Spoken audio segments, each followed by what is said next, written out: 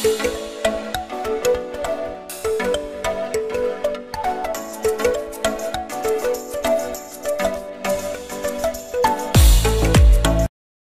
Friends, welcome to ராசி studies. இது உங்கள் சுகன்யா. இன்னைக்கு நம்ம பார்க்க போகிறது என்னன்னா, அமிர்தா கவுன்சிலிங் பற்றி டீட்டெயில்டாக பார்க்க போகிறோம். இந்த அமிர்தா கவுன்சிலிங் அட்டன் பண்ணணும் அப்படின்னா எலிஜிபிலிட்டி கிரைட்டீரியா என்ன, செலெக்ஷன் ப்ரொசீஜர்ஸ் என்ன, என்னென்ன கேம்பஸில் என்னென்ன பிரான்ச்சஸ் இருக்குது, ஃபீஸ் ஸ்ட்ரக்சர்ஸ் என்ன, இந்த சிசாப் கவுன்சிலிங் ஃபுல் டீடைல்ஸ் என்னென்ன அப்படிங்கிறது எல்லாமே இந்த வீடியோவில் பார்க்க போகிறோம். ஸோ இந்த வீடியோவை ஸ்கிப் பண்ணாமல் பாருங்கள். அதுக்கு முன்னாடி என்னோட சேனல் பிடிச்சிருந்தா கண்டிப்பாக லைக் பண்ணி ஷேர் பண்ணுங்கள். தெரியாதவங்க தெரிஞ்சுக்கிட்டும் சப்ஸ்கிரைப் பண்ணுங்கள். பக்கத்தில் இருக்க பெல் ஐக்கான் பட்டனை கிளிக் பண்ணும்போது என்னோட நியூ நோட்டிஃபிகேஷன்ஸ் எல்லாமே உங்களோட மொபைலுக்கு ஈஸியாக வரும். இப்போ இந்த அமிர்தா கவுன்சிலிங் நீங்கள் அட்டன் பண்ணணும் அப்படின்னா என்னென்ன எலிஜிபிலிட்டி கிரைட்டீரியா அப்படிங்கிறத பார்ப்போம்.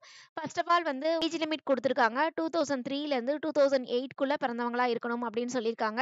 எஜுகேஷனல் குவாலிஃபிகேஷன்ஸ் என்ன அப்படின்னா 12th பாஸ் பண்ணியிருக்கணும். அது மட்டும் இல்லாமல் மேக்ஸ் ஃபிசிக்ஸ் கெமிஸ்ட்ரியில் டோட்டலாக உங்களுக்கு 60% ஆஃப் மார்க்ஸ் வச்சிருக்கணும்.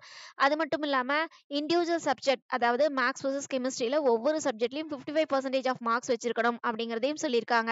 ஸோ இந்த எலிஜிபிலிட்டி கிரைட்டீரியா இருந்ததுன்னா நீங்கள் சிசாப் கவுன்சிலிங் அட்டன் பண்ணலாம்.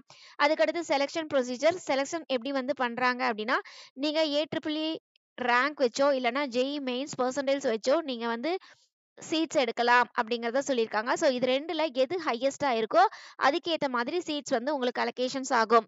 அதுக்கடுத்து பர்டிகுலராக 70% ஆஃப் சீட்ஸை வந்து ஏஇஇ எக்ஸாம்ஸ் எழுதுனவங்களுக்கு கொடுக்குறாங்க. அதே மாதிரி 30% ஆஃப் சீட்ஸ் வந்து ஜேஇ மெயின்ஸ் பர்சன்டேஜ் வச்சு கொடுக்குறாங்க. ஸோ ஓவராலாக 100% ஆஃப் சீட்ஸ் வந்து இப்படி தான் பிரிக்கிறாங்க. ஸோ நீங்கள் எந்த கேட்டகரியில் இருக்கீங்க, அதாவது நீங்கள் ஏஇஇ எக்ஸாம்ஸ் எழுதி உள்ளே வர போகிறீங்களா, இல்லை ஜேஇ மெயின்ஸ் எக்ஸாம்ஸ் எழுதி அதுக்கேற்ற மாதிரி சீட்ஸ் எடுக்க போகிறீங்களா, இல்லை ரெண்டுமே வச்சிருக்கேன் நான் அதுக்கேற்ற மாதிரி சீட்ஸ் எடுக்க போகிறேன் அப்படின்னாலும் வெல் அண்ட் குட். நீங்கள் வந்து ரெண்டுலேயுமே நீங்கள் செலக்ட் ஆகலாம். ஸோ ரெண்டுலேயுமே செலக்ட் ஆகுறதுனா எப்படி அப்படின்னா, உங்கள் சிசாப் ரெஜிஸ்ட்ரேஷன்ஸில் நீங்கள் போய் ஃபில் பண்ணும் பொழுது உங்களுக்கு ஜேஇ பர்சன்டேஜும் கேட்டிருப்பாங்க, அதே மாதிரி ஏஇஇ ரேங்க்கும் கேட்டிருப்பாங்க. ஸோ நீங்கள் ரெண்டுமே ஃபில் பண்ணுறீங்க அப்படின்னா இந்த ரெண்டில் எது ஹையர் ப்ரிஃபரன்ஸாக இருக்குதோ அதுக்கு ஏற்ற மாதிரி உங்களுக்கு உங்களோட சாய்ஸ் ஃபில்லிங்க்கு ஏற்ற மாதிரி உங்களுக்கு சீட்ஸ் அலோகேஷன்ஸ் பண்ணி கொடுப்பாங்க. அதுக்கு அடுத்தது வந்து பர்டிகுலராக ஒவ்வொரு கேம்பஸ்லேயும் என்னென்ன கோர்சஸ் இருக்குது அப்படிங்கிறத நம்ம இங்கே கொடுத்துருக்கோம். ஃபார் எக்ஸாம்பிள் கோயம்புத்தூர் பிரான்ச்சஸில் என்னென்ன கோர்சஸ் இருக்குது, அமிர்தபுரியில் என்னென்ன கோர்சஸ் இருக்குது, அமராவதியில் என்னென்ன கோர்சஸ் இருக்குது, பெங்களூரில் என்னென்ன கோர்சஸ் இருக்குது, சென்னையில் என்னென்ன கோர்சஸ் இருக்குது அப்படிங்கிறத நம்ம இங்கே கொடுத்துருக்கோம். ஸோ செக் பண்ணி பாருங்கள். அதுக்கு அடுத்தது வந்து ஃபீஸ் ஸ்ட்ரக்சர்ஸ். இந்த ஃபீஸ் ஸ்ட்ரக்சர்ஸை தரவாக பாருங்கள். ஒவ்வொரு கேம்பஸ்க்கும் ஒவ்வொரு கோர்சஸ்க்கும் உங்களுக்கு டிஃபர் ஆகும் ஃபீஸ் ஸ்ட்ரக்சர்ஸ். ஸோ அதை கிளியராக பார்த்துக்கோங்க. அது மட்டும் இல்லாமல் நீங்கள் சாய்ஸ் ஃபில் பண்ணிவிட்டு சீட்ஸ் எடுக்கும் பொழுது நீங்கள் ஸ்லாப் 1ஆ, ஸ்லாப் 2ஆ, ஸ்லாப் 3ஆ அப்படிங்கிறத மென்ஷன் பண்ணியிருப்பாங்க. ஸோ அதுக்கேற்ற ஃபீஸ் ஸ்ட்ரக்சர்ஸ் என்ன, நம்மளால் அஃபோர்டபுள் பண்ண முடியுமா அப்படிங்கிறதையும் நோட் அவுட் பண்ணி அதுக்கேற்ற மாதிரி நீங்கள் சீட்ஸ் எடுக்கலாம். அதுக்கு அடுத்தது வந்து சிசாப் கவுன்சிலிங் ப்ரொசீஜர்ஸ் என்னென்ன அப்படிங்கிறத டீட்டெயிலாக நம்ம இந்த வீடியோவில் பார்க்க போகிறோம். ஸோ இந்த வீடியோவை ஸ்கிப் பண்ணாமல் பாருங்கள். ஃபர்ஸ்ட் ஆஃப் ஆல் வந்து நீங்கள் நிறைய பேர் வந்து இந்த சிசாப் கவுன்சிலிங்க்கு ரெஜிஸ்ட்ரேஷன்ஸ் பண்ணியிருப்பீங்க. ஸோ மே 20 ஸ்டார்ட் ஆயிடுச்சு. ஸோ டிக்ளரேஷன் ஆஃப் ரிசல்ட்ஸ், அதாவது ஏஇஇ எக்ஸாம்ஸ் எழுதி அவங்களுக்கு ரேங்க் எப்போ வரும் அப்படின்னா மே 30 தான் ரேங்க் வரும் அப்படின்னு சொல்லி அனௌன்ஸ்மெண்ட்ஸ் கொடுத்துருக்காங்க. அதுக்கு அடுத்து வந்து உங்களுக்கு வந்து பர்டிகுலராக ரெஜிஸ்ட்ரேஷன்ஸ் க்ளோஸ் ஆகிற டேட் என்ன அப்படின்னா 8th ஜூன். என்ன காரணம்னு கேட்டிங்கன்னா உங்களுக்கு ட்ரையல் அலாட்மெண்ட் வரும். ஃபார் எக்ஸாம்பிள் நீங்கள் 7th ஜூன் வரைக்கும் நீங்கள் சாய்ஸ் ஃபில்லிங் பண்ணி ரெடியாக வச்சுருக்கீங்க அப்படின்னா உங்களுக்கு பர்டிகுலராக 8th ஜூன் அப்போது ட்ரையல் அலாட்மெண்ட் உங்களோட ரேங்கிங்க்கு ஏற்ற மாதிரி உங்களுக்கு உங்களோட சாய்ஸ் ஃபில்லிங்க்கு ஏற்ற மாதிரி உங்களுக்கு ஒரு அலாட்மெண்ட் வந்து உங்களோட வெப்சைட்ஸில் வரும். சரிங்களா? வந்து ட்ரையல் அலாட்மெண்ட் நான் பார்க்கணும் அப்படின்னு நினச்சிங்கன்னா நீங்கள் 8th ஜூனுக்கு முன்னாடியே நீங்கள் சாய்ஸ் ஃபில்லிங் பண்ணி ஃபீஸை வந்து பே பண்ணிட்டீங்க அப்படின்னா உங்களுக்கு ட்ரையல் அலாட்மெண்ட் கிடைக்கும். ஸோ சப்போஸ் வந்து 8th ஜூனுக்கு மேலே யாராச்சும் வந்து சாய்ஸ் ஃபில்லிங் பண்ணியிருக்காங்க அப்படின்னா அவங்களுக்கு ஃபர்ஸ்ட் அலாட்மெண்ட் மட்டும்தான் பாசிபிள் உண்டு, ட்ரையல் அலாட்மெண்ட் பாசிபிள் இல்லை. சரிங்களா? ஸோ நீங்கள் வந்து பர்டிகுலராக ட்ரையல் அலாட்மெண்ட் வேணும், எனக்கு என்னோட ரேங்கிங்க்கு என்னோட சாய்ஸஸ்க்கு என்ன காலேஜஸ் கிடைக்கும், என்ன பிரான்ச்சஸ் கிடைக்கும் அப்படிங்கிறத நீங்கள் ட்ரையல் அலாட்மெண்ட்டில் பார்த்துக்கணும்னு விருப்பப்பட்டீங்கன்னா 8th ஜூனுக்கு முன்னாடியே நீங்கள் சாய்ஸ் ஃபில் பண்ணி 5000 rupees பே பண்ணிடுங்க. அதுக்கு அடுத்து வந்து பர்டிகுலராக 8th ஜூன்லேருந்து 13th ஜூன் வரைக்கும் நீங்கள் உங்களோட சாய்ஸஸை ரீஅரேஞ்ச் பண்ண முடியாது அப்படிங்கிறத சொல்லியிருக்காங்க.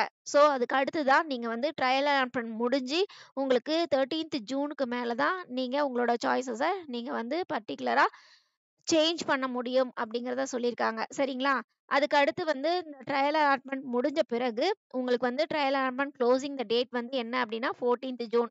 ஸோ 13th அண்ட் 14th ஜூன்ல தான் நீங்க உங்களோட சேஞ்சஸ அதாவது நீங்க குடுத்துருக்க சாய்ஸ் ஃபில்லிங்க சேஞ்ச் பண்ணணும்னு நீங்க நெனச்சீங்கன்னா, நீங்க சேஞ்ச் பண்ணிக்கலாம் அப்படிங்கிறத சொல்லியிருக்காங்க. அதுக்கு அடுத்தது வந்து நீங்க எப்படி வந்து சாய்ஸஸ் அலோகேஷன்ஸ் பண்ணியிருக்கீங்களோ, அந்த சாய்ஸஸ்க்கு ஏத்த மாதிரி உங்களோட ரேங்கிங்க்கு ஏத்த மாதிரி உங்களுக்கு 16th ஜூன் வந்து ஃபர்ஸ்ட் அலாட்மெண்ட் வரும் அப்படிங்கிறத சொல்லியிருக்காங்க.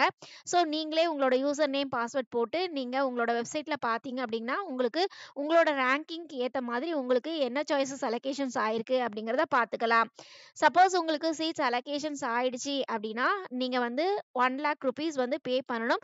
அதுக்கு லாஸ்ட் டேட்ன்னு பார்த்தீங்கன்னா, உங்களுக்கு 22nd ஜூன். சரிங்களா? சப்போஸ் ஒரு சிலருக்கு சீட்ஸ் வந்து அலாட் ஆகாமயும் போகலாம். ஸோ அவங்க வெயிட் பண்ணலாம். நெக்ஸ்ட் ரவுண்ட் அவங்களுக்கு சீட்ஸ் வந்து அலாட் ஆகலாம். இன் கேஸ் உங்களுக்கு நான் வந்து ரெஜிஸ்ட்ரேஷன்ஸ் பண்ண போறேன். எனக்கு வந்து செகண்ட் அலாட்மெண்ட்ல சீட்ஸ் ஏதாச்சும் கிடைக்குமா அப்படின்னா, கண்டிப்பா நீங்க 17th ஜூன் வந்து ரெஜிஸ்ட்ரேஷன்ஸ் பண்ணலாம். இவங்க யார் ரெஜிஸ்ட்ரேஷன்ஸ் பண்ணலாம் அப்படின்னா, நியூ கேண்டிடேட்ஸ். இன்னும் நான் ரெஜிஸ்ட்ரேஷனே பண்ணல. இனிமேற்கொண்டு தான் சிசாப் ரெஜிஸ்ட்ரேஷன்ஸ் பண்ண போறேன் அப்படிங்கிறவங்க 17th ஜூன் செகண்ட் அலாட்மெண்ட்டுக்கு நீங்க ரெஜிஸ்ட்ரேஷன்ஸ் பண்ணிக்கலாம். அடுத்தது உங்களுக்கு சிசாப் ரெஜிஸ்ட்ரேஷன்ஸ் ஃபார் செகண்ட் அலாட்மெண்ட்டுக்கு க்ளோசிங் டேட் என்ன அப்படின்னு பார்த்தீங்கன்னா, 22nd ஜூன். அதாவது நியூவா ரெஜிஸ்ட்ரேஷன்ஸ் பண்றாங்கல்ல செகண்ட் அலாட்மெண்ட்டுக்கு அவங்களுக்கு க்ளோசிங் டேட். அதுக்கடுத்து 25th வந்து உங்களுக்கு செகண்ட் அலாட்மெண்ட் வருது. செகண்ட் அலாட்மெண்ட் யாருக்கெல்லாம் வரும் அப்படின்னா, ஆல்ரெடி வந்து ஃபர்ஸ்ட் அலாட்மெண்ட்ல யாருக்கு சீட்ஸ் வரல அப்படிங்கிறவங்களுக்கு செகண்ட் அலாட்மெண்ட் வரலாம். இல்லன்னா அப்கிரேட் மூவ்மெண்ட்ஸ் குடுத்தவங்களுக்கும் செகண்ட் அலாட்மெண்ட் வரலாம். இல்லாட்டினா செகண்டா வந்து சாய்ஸ் ஃபில் பண்ணியிருப்பாங்க பார்த்தீங்களா, நியூ கேண்டிடேட்ஸ் அவங்களுக்கும் செகண்ட் அலாட்மெண்ட் வரலாம். அவங்களுக்கு எல்லாரும் வந்த வாட்டி அந்த சீட்ஸ் வந்து ஓகே நான் ஃபிக்ஸடா வச்சுக்கிறேன் அப்படிங்கிறவங்களுக்கு ஃபீஸ வந்து பே பண்ணணும். ஃபுல் ஃபீஸையுமே பே பண்ணணும் அப்படிங்கிறத சொல்லியிருக்காங்க. லாஸ்ட் டேட் என்னன்னா 6th ஜூலை. அப்படின்னா என்ன அர்த்தம் அப்படின்னா, ஃபர்ஸ்ட் ரவுண்ட்ல சீட்ஸ் வந்து கிடைச்சிருக்கு. நான் ₹1,00,000 வந்து பே பண்ணியிருக்கேன் அப்படின்னு சொன்னவங்களும், நீங்க வந்து 6th ஜூலைல ரிமைனிங் ஃபீஸ வந்து பே பண்ணிறணும். அதே மாரி செகண்ட் அலாட்மெண்ட்ல புதுசா எனக்கு வந்து சீட்ஸ் அலாட் ஆயிருக்கு அப்படிங்கிறவங்களும் ஃபுல் பேமெண்ட் வந்து பே பண்ணிறணும் அப்படிங்கிறத சொல்லியிருக்காங்க. அது என்னைக்கு டேட்டுன்னு பார்த்தீங்கன்னா 6th ஜூலை. அதுக்கு அடுத்து வந்து உங்களுக்கு மறுபடியும் 3rd அலாட்மெண்ட் வருமா அப்படிங்கிறது அவங்களோட வெப்சைட்ல பாருங்க. சப்போஸ் வந்து வேக்கன்சி இருந்தது அப்படின்னா, கண்டிப்பா அவங்களோட வெப்சைட்ஸ்ல நம்ம குடுப்போம் அப்படிங்கிறத சொல்லியிருக்காங்க. ஸோ நம்மளோட சேனல கரெக்ட்டா ப்ராப்பரா பார்த்துட்டே இருங்க. உங்களுக்கு அமிர்தா கவுன்சிலிங் பத்தி டீட்டெயில்டா எல்லா வீடியோஸும் நம்ம போடலாம்னு இருக்கிறோம்.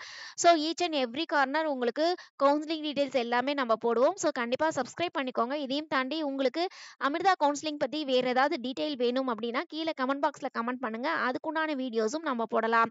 ஓகே ஃப்ரெண்ட்ஸ், இந்த வீடியோ உங்களுக்கு பிடிச்சிருக்கும்னு நினைக்கிறேன். பிடிச்சிருந்தா லைக் பண்ணுங்க, ஷேர் பண்ணுங்க, தெரியாதவங்க தெரிஞ்சுக்கிட்டும். சப்ஸ்கிரைப் பண்ணுங்க. பக்கத்துல இருக்க பெல் ஐகான் பட்டனை கிளிக் பண்ணும்போது என்னோட நியூ நோட்டிஃபிகேஷன்ஸ் எல்லாமே உங்களோட மொபைலுக்கு ஈஸியா வரும். தேங்க் யூ ஃபார் வாட்சிங். Bye bye.